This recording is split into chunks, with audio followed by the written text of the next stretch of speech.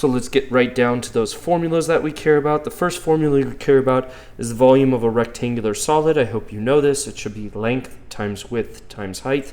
Remember, if it says cube, all the cube is a rectangular solid where all the length, width, and height are all the same. So it'd be s times s times s, which is s cubed. You do want to know the volume of a sphere. The volume of a sphere, again, it's really important that you notice that it's the radius, but let's go ahead and highlight it. The volume, sorry, let me get my highlighter. The volume of a sphere is 4/3 pi r cubed.